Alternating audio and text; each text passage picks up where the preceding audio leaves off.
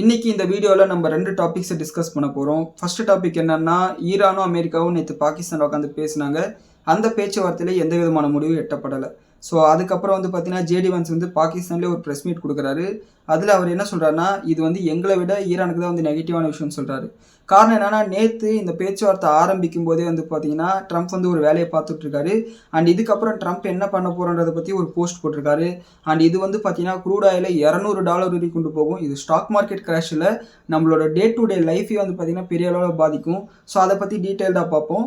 And ரெண்டாவது topic என்னன்னா, மகாராஷ்டிராவில் டிசிஎஸோட ஒரு பிரான்ச் இருக்குது நாசிக்கில். அங்கே பார்த்தீங்கன்னா பெண்களை கட்டாய மதமாற்றம் பண்ணுறதுக்கும் செக்ஷுவலாகவும் அவங்கள அரெஸ்ட் பண்ணியிருக்காங்க.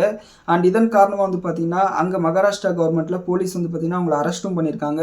ஸோ இது பார்த்தீங்கன்னா senior level top level management வரைக்கும் போயிருக்கு அப்படின்னு சொல்லிட்டு ஒரு அலிகேஷன் வந்திருக்கு.